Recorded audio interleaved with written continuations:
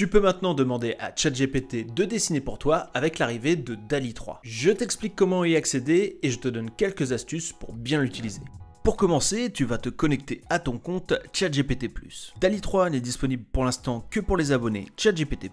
Si tu n'es pas abonné et que tu souhaites quand même l'utiliser, tu peux passer par Bing pour le tester. D'ailleurs, si tu le souhaites, j'ai fait une autre vidéo présentant DALL-E 3 via Bing sur le Labo des réseaux. Ici, nous, on est connecté à notre compte ChatGPT+, et on va démarrer une nouvelle conversation. On active DALL-E 3 en sélectionnant ChatGPT 4 en haut et en activant l'option DALL-E 3. On va pouvoir demander à ChatGPT de nous proposer des créations graphiques directement depuis l'interface. Essayons par exemple de lui demander un logo. Je cherche un logo pour ma chaîne YouTube. Celle-ci parle des réseaux sociaux, de l'intelligence artificielle et des techniques pour aider les créateurs à faire grandir leur audience. La chaîne s'appelle Le Labo des réseaux. Peux-tu me proposer un logo? ChatGPT réfléchit donc à son approche et formule directement un prompt à DALL-E 3 pour exécuter la création. À chaque fois que tu demanderas à ChatGPT de te faire un design, il te proposera 4 résultats différents. Les résultats obtenus sont plutôt sympas, mais pas vraiment géniaux. Et c'est là justement le principal intérêt de travailler avec l'interface ChatGPT. On va pouvoir entamer un dialogue avec celui-ci pour lui demander d'affiner notre design. Pour continuer, on va donc lui demander « Je ne veux pas avoir de texte sur mon logo, je veux que celui-ci s'adapte aux dimensions des photos de profil de YouTube ou Instagram. Le logo doit donc être rond. »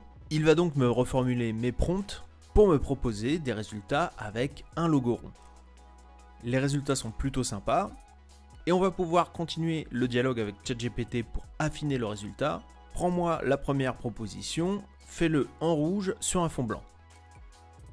Et tu vois, avec cet échange, on arrive à quelque chose de plus précis. Le fait de pouvoir engager la conversation autour d'un design est une aide précieuse dans le processus de création. Sachant que la plupart des IA génératrices demandent aujourd'hui une bonne maîtrise dans la formulation de prompts. Avec l'aide de ChatGPT, on peut arriver plus facilement au résultat espéré en engageant simplement une conversation autour du design. Concernant la qualité des résultats obtenus avec DALL-E 3, on voit une nette évolution par rapport à DALL-E 2, mais ça reste quand même en dessous de ce qu'on peut obtenir avec d'autres IA génératrices. Le plus étonnant, c'est que j'ai l'impression d'avoir obtenu des meilleurs résultats depuis Bing Creator, qui utilise lui aussi DALL-E 3. Si je reprends l'exemple du prompt suivant, un manifestant au milieu d'une foule, il porte un panneau au-dessus de sa tête. Sur le panneau, on peut lire « It's not art » dans un style pop art. Voilà les résultats que j'obtiens via ChatGPT et on va les comparer avec ceux que j'ai obtenus via Bing Creator sur le même prompt.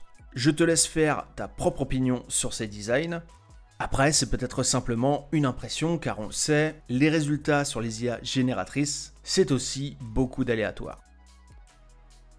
N'hésite pas à faire tes tests de ton côté et si tu veux voir à quoi ressemble DALL-E 3 mais cette fois-ci du côté de Bing, j'ai fait une vidéo sur le sujet sur la chaîne Labo des réseaux. Merci et à bientôt sur le Labo des réseaux.